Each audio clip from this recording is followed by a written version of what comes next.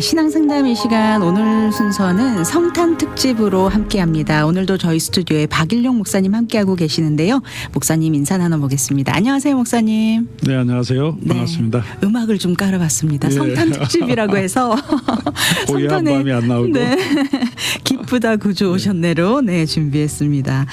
벌써 2025년 성탄절을 한 주 앞두고 있는데요. 이맘때가 되면 좀 우리가 크리스마스 캐롤도 많이 듣게 되고 또 반짝이는 불빛들 속에서 마음도 좀 설레고 들뜨게 되는 것 같습니다. 성탄절을 알리기 위해서 이맘때가 되면 항상 우리는 예수님의 탄생의 이야기를 나누게 되는데요.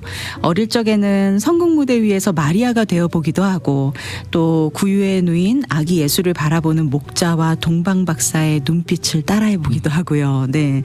하지만 정작 그 성탄의 이야기의 역사적 배경, 문화적 맥락 그리고 성경이 전하고자 했던 신학적 메시지는 깊이 들여다보지 못한 채 지나친 적도 많은 것 같습니다, 목사님. 그래서 오늘은 그리고 다음 주까지 2주 동안 성탄의 뒷이야기, 우리가 미처 몰랐던 예수님의 탄생과 배경 이런 주제로 박일용 목사님과 함께 성경 안에 기록된 성탄의 이야기를 하나하나 파헤쳐보는 그런 시간으로 준비를 했습니다. 목사님, 오늘은 조금 색다른 주제로 이야기를 나누게 될 것 같은데요. 예수님이 태어나신 마국간 이야기부터 동방박사, 헤롯 왕, 별 이야기까지 다양한 질문들이 준비되어 있습니다.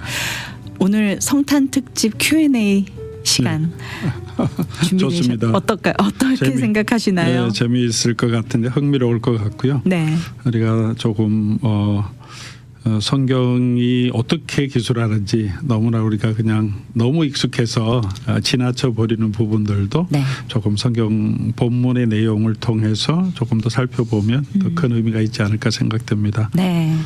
오늘도 또 좋은 은혜로운 답변, 적절한 답변으로 우리의 궁금증을 말끔히 해소시켜 주시리라 믿습니다. 네.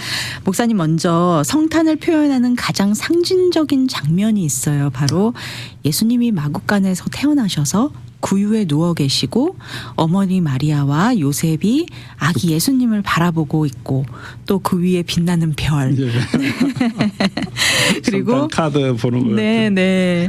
예수님은 마국간에서 태어나셨다라고 우리가 그런 크리스마스 카드에서 보여주는 그림을 통해서 우리가 또 알고 있는데, 예수님이 정말 마국간에서 태어나신 게 맞나요?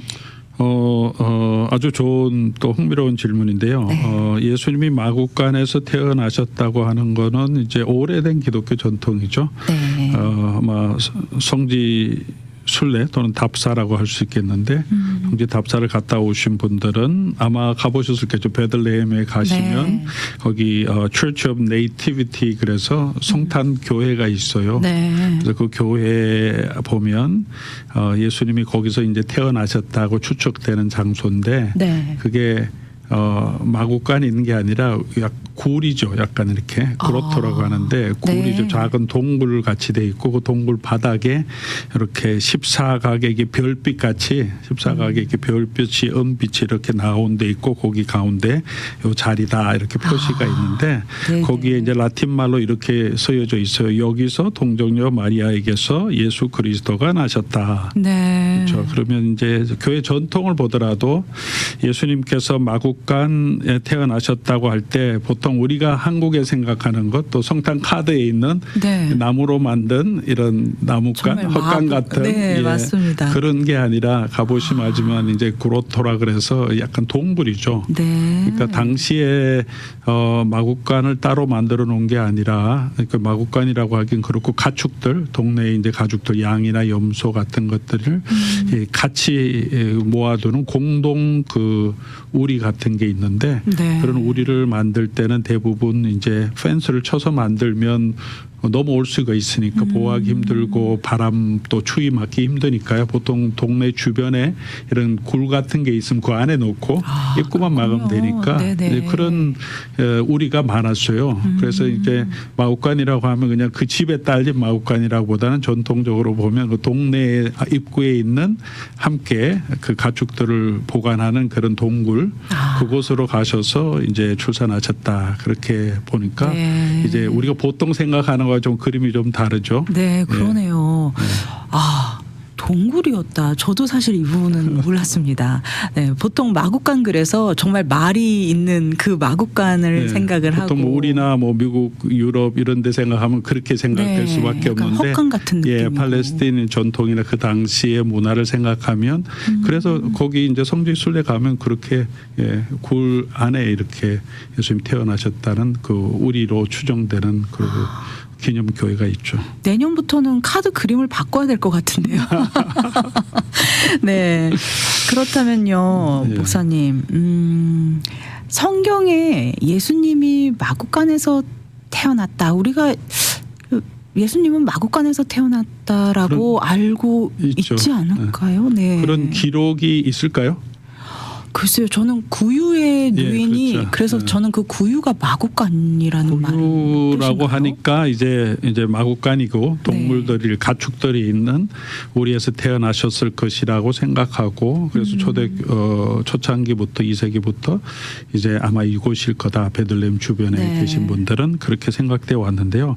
사실 성경 본문에는 예수님이 마국간에 태어났다 이런 말은 없어요. 네. 이게 누가복음 2장 7절을 보면 태어나셔서 우리가 잘 아는 대로 여관에 있을 곳이 없어서 아기를 낳으니까 강보로 사서 고에 누웠다. 네. 이는 여관에 있을 곳이 없기 때문이다. 이렇게만 기록 나오죠.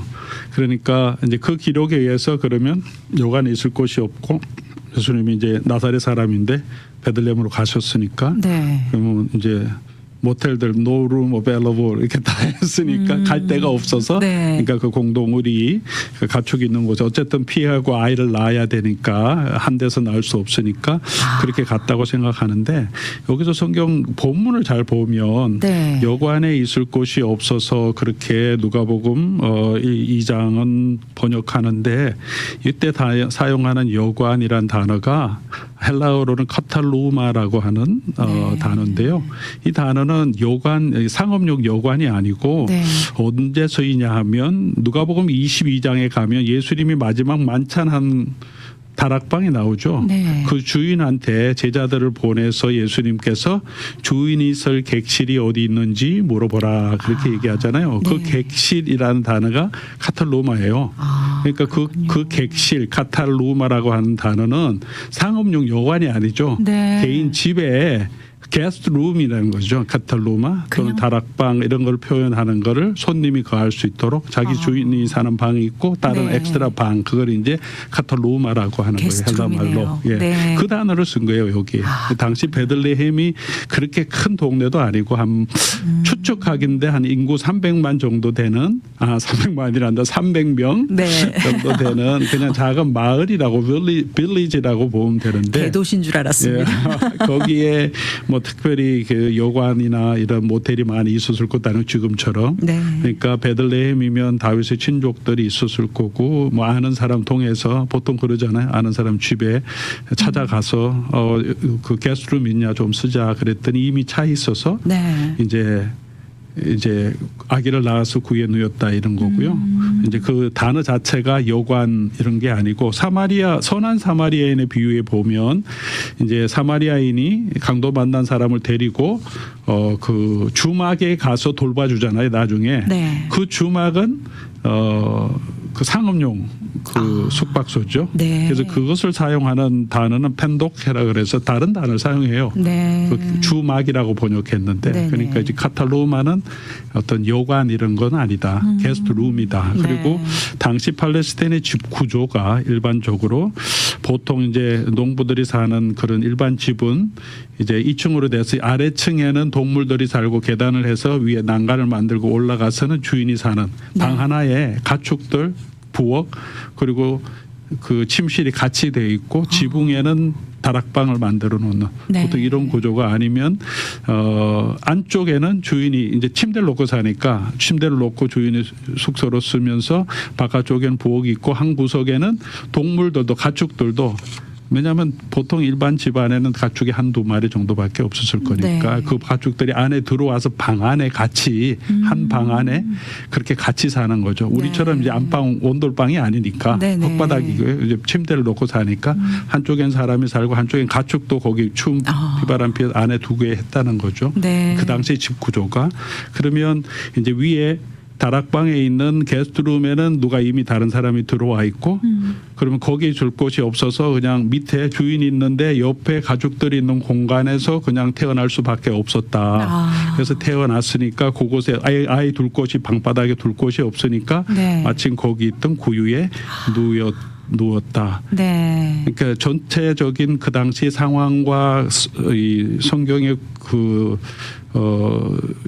기록된 표현을 보면 그렇게 이해할 수도 있죠. 네. 특별히 뭐 다른 마구간으로 간 게 아니라 물론 이제 가족들이 거하는 곳이니까 또 그 위에 누웠기 때문에 그 공간을 마구간이라 할 수 있지만 다른 공간이 아니라 그냥 그래서 마구간이란 말은 없습니다. 성경에는 그냥 그렇군요. 나와서 그 위에 네. 누웠다 이렇게만 표현되어 있죠. 아, 그렇군요. 네. 사실 헬라어를 모르는 사람들은 사실 그냥 여관이라고 써 있으면 우리가 네, 번역이 생각하는 적절한 거 아니에요. 네. 왜냐하면 뒤에서는 객실이라고 동일한 단어를 같은 루가복음이잖아요. 네. 그냥 똑같이 번역했어야 맞는 거죠. 근데 성탄 스토리가 번역하는 사람들에게 너무 각인이 돼 있었던 것 같아요. 네. 성경을 번역할 때. 그렇군요. 예, 사실 그렇게 번역하면 안 돼. 동일한 단어는 동일하게 번역하는 네. 게 맞는데. 아무래도 저희가 이 지역의 문화를 잘 모르고 그분들의 삶의 어떤 그런 주거 환경을 몰랐기 때문에 나온 오류가 아닐까 그런 생각이 듭니다. 당시 집 구조도 잘 몰랐으니까 뭐 생각대로 정말 마구간이라고 외양간이나 마구간의 모습을 상상을 해서 그림을 그렇게 그린 게 아닐까. 그게 이제 오랫동안 이제 전통이 돼 가니까 네, 내려온 거죠. 너무 천년 넘게 그렇게 우리가 네. 생각하고 있죠. 그러면은 이쯤에서 누가복음의 기록과 관련된 또 다른 질문이 있습니다. 밤에 주의 사자들이 양떼를 지키던 목자들에게 나타났다라는 표현이 있잖아요. 주의 사자가 나타났는데 다른 사람들은 자고 있어서 목자들만 이 소식을 들었을까요? 아니면 이 이야기를 기록해 주신 이유가 뭘까? 목자들에게만 이 소식이 들렸을까요, 목사님? 어떤 때는 그렇게 생각하시는 분도 계실 수 있을 것 같아요. 천사가 나타났는데 이 목자들만 밤에 자지 않고 양떼를 네. 지키고 있다가 봤다. 네. 그러면 이제 우리가 예수님 맞이하려면 자지 말아야 된다. 뭐 이렇게 자기 일에 충실해야 된다. 이렇게 설계하면 큰일 나는 네. 거죠. 왜냐하면 성경 본문을 분명하게 보면 2장 8절 9절에 나오는데 누가복음 그 지역의 목자들이 밤에 밖에서 자기 양떼를 지키더니 네. 주의 사자가 곁에 서고 하늘에서 천사가 그냥 나타난 게 아니라 사자가 먼저 물론 나중에 천사들이 나타나긴 하지만 사자가 곁에 서고 누구 곁에 섰어요? 목자들이 이제 목자들을 보고 목자들 옆에 섰잖아요. 그러니까 이 본문은 분명하게 모든 사람에게 다 보여준 뭐 하늘에 나타난 계시가 아니고 이 목자들에게 특별하게 보여주신 계시라는 걸 분명히 볼 수 있죠. 네. 그리고 그들 곁에 서서 너가 이제 이런 표적을 보고 가서 예수님을 맞이하라 그렇게 했고요. 천사들이 목자들에게 나타난 것은 메시아가 오신 의미를 중요하게 보여주는 신학적인 메시지를 담고 있죠. 누가복음 전체가 가지고 있는 예수님에 대한 그런 어떤 분이신가를 예수님 어떤 분이냐 하면 항상 가난한 사람, 네. 연약한 자, 죄인들, 이방인들, 여인들 그런 사람들을 위해서 오신 분. 네. 예수님 나사렛 설교부터 누가복음 예수님의 공생애를 기록하고 있는데 그때 이사야서의 예언을 통해서 그런 자들에게 자유를 주시기 위해서 오고 흑암 가운데 있는 자들에게 빛을 주시기 위해서 예수님 오셨는데 아멘. 그 메시지를 가장 누구한테 전했냐면 그 당시 유대 사회에서 목자들은 굉장히 하층 계급 또는 주변 인물이고 또 부정한 사람으로 여겨졌어요. 왜냐하면 정결하게 할 수가 없으니까. 네. 동물을 만지고 동물의 그 여러 가지 것들을 만져야 하기 때문에 근데 그런 사람에게 먼저 예수님이 오신 소식을 전해주고 그들이 가장 먼저 가서 이 예수님을 만날 수 있도록 한 것은 예수님이 오신 이유를 우리에게 보여주는 복음의 메시지를 너무나 잘 표현하고 네. 그것을 우리에게 보여주시기 위해서 예수님께서 하나님께서 천사들에게 가장 먼저 나타나신 거죠. 그래서 누가가 이렇게 기록 기록한 것은 하나의 이 기록을 통해서 우리에게 던져주는 메시지가 있죠. 뭐 이랬다라는 사실뿐만 아니라 왜 그랬을까? 왜 이 목자들에게 나타나셨을까? 그리고 오늘 우리에게도 질문하는 질문이 있겠죠. 네. 너희는 어떤 메시아를 기다리고 있느냐? 무엇을 바라보고 있느냐? 정리하면 우리 천사들이 목자들에게 나타난 것은 그냥 우연이 아니고 예수님의 복음은 세상의 중심이 아니고 정말 주변에서 특별히 가난하고 소외된 사람들을 에게 복음을 전해 주시기 위해서 왔다는 그 네. 복음의 메시지가 누구를 대상으로 하는가를 분명하게 보여주시기 위해서 하나님이 사용하신 계시의 도구라고 생각이 됩니다. 네. 그렇다면 목사님, 강보에 쌓여 구유에 누인 아기가 예수님이 메시아이신 증표로 이 천사들을 통해서 계속 반복해서 말씀해주고 계시잖아요. 이 말도 같은 의미를 포함하고 있는 걸까요? 그렇죠. 좋은 지적인데요. 이게 몇 번 반복되죠. 예수님이 나셨을 때 사건으로 강보에 쌓여 구유에 누였다라고 하는데 네. 천사들이 이 목자들에게 나타나서 너희가 가서 증표를 볼 건데 강보에 쌓여 구유에 누인 아기를 보면 그 사람이 바로 하나님의 메시아다. 네, 그에게 네. 경배하라 했는데 그들이 가서 그걸 확인했다. 강보에 쌓여 구유에 누인 아기를 보고 네. 자기의 있었던 일도 다 얘기했다. 그러면 무슨 말이에요? 천사들이 자기는 강보에 쌓여 구유에 누인 아기를 보겠다고 했는데 와 보니까 이 아기가 지금 구유에 누워 있는 거죠. 굉장히 이상한 상황이죠. 네. 집도 없어서 방도 없어서 누울 곳이 머리 둘 곳이 없어서 구유에 누인 아기 그렇게 보여주면서 이거를 표적이라고 성경이 분명히 말하거든요. 네. 그래서 이 표적은 예수님이 어떤 분이신지 이 땅에 오신 예수님이 어떤 분이신지를 보여주는 표적이 되는 거죠. 그래서 네. 신학적인 의미를 분명히 담고 있고요. 그 내용을 우리에게 보여주고 있죠. 예수님은 왕궁이 아니라 그냥 여염집 그냥 사람들의 농부의 집 그것도 아니라 그들이 살고 있는 주거 공간이 아니라 오히려 가축들이 있는 공간에서 태어나셔서 네. 예수님은 나중에 또 선지자로 활동하시면서 인자는 머리 둘 곳도 없다 그렇게 네. 말씀하신 것처럼 누울 곳이 없어서 동물이 음식 먹는 구유에 누이는 그런 낮은 자리로 오신 분을 우리에게 보여주는 그러니까 예수님이 메시아에 알려주는 단순한 사인이 아니라 네. 메시아가 어떤 분으로 오셨는지 그 메시아를 정의하는 선언적인 그런 표식이기도 한 거죠. 네, 잘 알겠습니다, 목사님. 이 누가복음의 탄생 기록에 이런 의미가 담겨 있다는 것을 또 오늘 이 시간 통해서 알게 될 수 있어서 너무 좋습니다. 아, 그렇다면 이제 마태복음으로 좀 넘어가 보면은요. 이 누가복음, 마태복음 동방박사들 이 예수님의 탄생에 또 빠질 수 없는 분들이 이 분들이세요. 네. 동방박사들이신데 이 동방박사들이 찾아와서 예수님께 경배하는 내용이 있잖아요. 동방박사들은 동방 어디에서 온 사람들인지 그리고 어떻게 유대인의 왕이 나실 걸 알고 경배를 하러 오셨는지도 궁금합니다. 네. 성탄 카드 중에 또 다른 카드가 등장인물입니다. 빛을 따라가는 네. 낙타를 타고 가는 빠질 우리 수 없는 동방박사죠. 등장인물. 네. 네. 두 가지 중요한 마태와 누가에 이제 조금 이제 집중하는 게 좀 다르죠. 네. 이제 마태복음에 나오는데 이 박사들은 마고이라고 하는 헬라 단어를 쓰는데요. 네. 뭐 번역하면 점성학자도 되고 그냥 지혜자 또는 뭐 옛날에는 그 당시에는 점성학자, 천문학자, 과학자, 의학 뭐 이게 다 그 연구하는 모든 분들이 다니엘도 그랬고요. 꿈도 해석하고 지혜도 있고 그래서 관리도 하고 자문도 하고 뭐 이런 모든 일을 한 지혜자들이 네. 바벨론 지역에도 많이 있었잖아요. 네, 그래서 네. 그런 전문적인 과학과 천문학적인 지식을 가진 왕을 보좌하는 그런 직분을 가진 사람들이 있었던 거죠. 네. 그런데 그 전통들이 아마 예수님 당시까지도 수백 년 후에도 계속 내려와서 여전히 연구하고 지금도 중동 뭐 아랍군 안에도 그런 아주 의학이나 이런 전문학이 굉장히 발전했죠. 네, 수학도 맞습니다. 그렇고 그런 네. 박사들이 사실은 중세 지역에는 우리 동양보다 아니 그 서양보다 훨씬 더 발전된 그 과학적인 그런 의료 체계를 가지고 있었던 게 이 동방 지역이에요. 네. 팔레스틴 지역이고 이슬람권이고 그래서 그런 발전된 사람들이 있었는데 그 동방 박사가 몇 명인지 아세요? 보통 항상 우리 세 명의 등장인물로 예. 표현하죠. 우리 누가복음에 예수님이 구체적으로 마국간이라고 하는 다른 그 공간에 태어났다고 하는 기록이 없듯이 네. 우리 마태복음에도 세 명이란 기록 없습니다. 그런데 왜 항상 세 명이 서 근데 이제 있을까요? 그냥 추측하고 그냥 예물을 세 개 드렸기 때문에. 근데 5명이 와서도 세 가지 예물을 드릴 수 있어요. 이 세 가지 그렇죠. 예물은 그 당시에 가장 중요한 곡물 중에 중요한 그 선물, 네. 이렇게 다른 사람에게 드리는 선물 중에 하나거든요. 네. 황금, 유향, 몰약이잖아요. 그러니까 환자도 와도 세 개까지 드릴 수 있거든요. 그럼 내년부터 크리스마스 카드에 5명을 그려놔도 그럴 필요는 없지만 꼭 3명은 아니었을 네. 수도 있다. 그러나 네. 복수는 복수다. 왜냐하면 매가 마고이라고 해서 복수형으로 쓰기 때문에요. 네.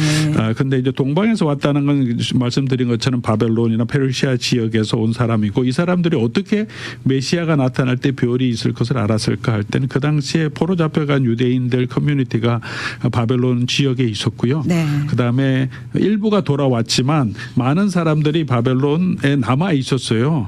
그래서 지금 탈무드도 팔레스틴 탈무드가 있고 예루살렘에서 만든 그리고 바벨로니안 탈무드도 있어요. 네. 그곳에도 굉장히 많은 학자들과 유대 커뮤니티가 존재했던 거죠. 네. 이집트에도 있었고요.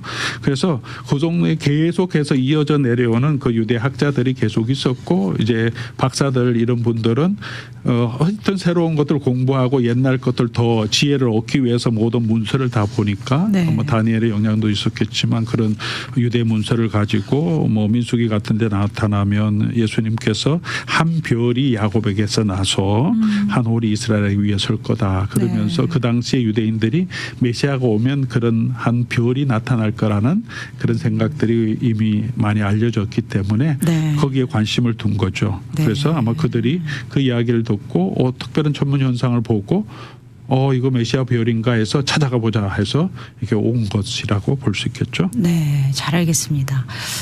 그런데 지금 별 얘기하시니까 또 다른 별에 관련된 질문인데요.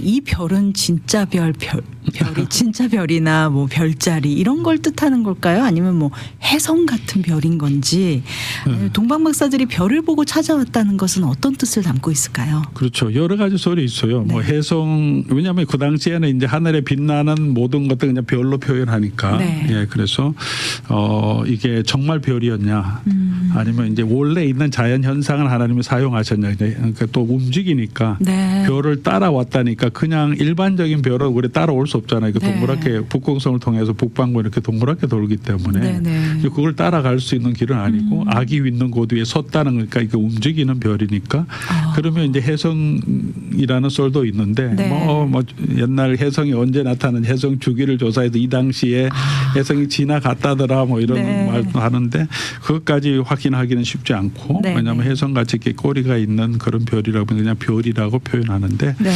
여러 가지 뭐 인도했다 다시 나타났다 그곳에 머물렀다 이런 걸 보면 일반적인 그냥 우리가 하늘에 있는 그 하나의 별이라고 하긴 그렇고 네. 별처럼 나타난 그러니까 별이라고 불렀지만 하나님 특별한 자연 현상을 하나님께서 사용하셔서 이들이 이끌었다고 볼 수 있겠죠. 네. 왜냐하면 구약 성경 이스라엘 백성 구원하실 때도 광야를 걸어갈 때 구름 기둥 불 기둥으로 인도하시고 홍해로 가르시게 하시고 네. 자연 현상의 한 부분인데 그런 특별하게 사용하신 네. 그런 것으로 보는 게 적절한 것 같고요. 그 별이 무엇이었냐라는 것이 중요한 게 아니고 사실은 별이 왜 나타났느냐 이게 더 중요한 질문을 네. 주는 거죠. 마태복음은. 그래서 이 별을 보고 이방인들 또 이방의 동방에 있는 박사들도 예수님께 경배하러 올 정도로 네. 예수님이 그런 하나님의 유대인의 왕으로 우리 세상의 메시아로 구약의 예언을 성취하러 오신 분인데 아멘. 반대적으로 유대에 있는 사람들은 어디에 있는지도 아는데 예수님 베들레헴의 메시아가 베들레헴에 태어날 것도 아는데 네. 아무도 움직이지 않잖아요. 네. 바벨론의 그 당시에도 수많은 유대인들이 있었지만 아무도 이 별을 보고 찾아오는 사람도 없는데 이 동방에 있는 박사들만 찾아왔고 네. 예루살렘에 가서 제사장들하고 모든 학자들 다 불렀는데 그들이 말은 해줬지만 우리도 가보겠다고 나서는 사람이 하나도 없다는 거죠. 네. 복음을 예수님이 그 백성에게 왔지만 그 백성을 영접하지 않았지만 이 복음이 모든 믿는 자들에게 주어진 복음임을 태어날 때부터 보여주시고 그리고 맨 마지막에 마태복음이 그 복음을 땅 끝까지 모든 족속에 가서 제자를 삼으라고 하면서 이 첫 번째 이 동방에선 박사들이 경배한 것과 마지막에 예수님 명령이 이렇게 앞과 뒤에 이렇게 하나의 처음과 끝을 이렇게 구성하면서 네. 예수님이 가지고 계신 그 메시지가 모든 족속에게 모든 민족에게 주어진 것을 우리에게 보여주는 메시지도 담고 있죠. 네, 잘 알겠습니다. 간단한 사건이었던 것 같은데 이런 또 신학적인 메시지가 담겨 있다는 것을 새롭게 알게 되었습니다. 그런데 이 일로 헤롯이 베들레헴 주변의 2세 이하의 아이들을 다 죽였다라고 마태는 기록하고 있는데요. 이에 대한 역사적인 자료들이 좀 있을까요? 당시에 이제 유대 역사를 기록했던 그 요세푸스라고 유대 역사가가 자세하게 그 당시 기록해서 헤롯에 대해 헤롯 대왕이라고 하는데 이 사람의 여러 가지 통치를 기록했는데 그 기록에는 나타나지 않아요. 네. 그래서 이게 정말 있었냐 하는 역사학자들의 그 챌린지는 있죠. 성경이 그냥 만들어낸 사건 아니냐. 근데 네. 한번 생각해 보시면 베들레헴 주변이 베들레헴이 그렇게 큰 동네가 아닌데 예수님을 나타났던 시간에서 2살 밑으로 아이들 그 당시에 한 300명 정도 사는 동네였다면 예. 태어나봐야 많지는 않았겠네요. 몇 명 됐겠어요. 네. 많으면 5명, 뭐 10명 채 안 됐을 거고 그 몇 명 죽였다고 해서 뭐 역사에 나타날 큰 사건은 네. 아니었겠죠. 물론 네. 예수님께는 당장 위험이 됐겠지만 네. 국가 전체로 보면 그리고 헤롯이라고 하는 대왕이 정황을 보면 그 사람의 성격을 보면 자기 왕권에 대한 집착이 통치 후기로 갈수록 병적으로 나타나요. 네. 그래서 요세푸스 역사가 기록을 보면 왕권에 도적한다고 생각하면 해서 자기 아내 미리암네도 처형해요. 네. 자기 장남을 비롯해서 아들 3명도 죽여요. 많은 측근 제사장 귀족들도 숙청시키고 유대 귀족들도 죽이려고 계획했다가 이 사람이 먼저 죽게 되는데 네. 그 정도로 집착했으니까 유대인의 왕으로 누가 났다. 이 사람을 통해서 또 나중에 반역이 일어날까 생각했다면 네. 헤롯은 충분히 이거보다 더한 짓도 할 수 있는 사람이었다는 것은 역사적으로 분명히 보여지고 있기 때문에 네. 충분히 일어날 수 있는 만약 그 얘기를 들었다면 충분히 일어날 수 있는 가능성은 충분히 있는 거죠. 역사적인 정황이. 잘 알겠습니다. 감사합니다, 목사님. 오늘 저희가 성탄 특집으로 마련한 신앙상담 시간 성경 속 성탄 이야기들의 뒷이야기 함께 하는 시간이었습니다.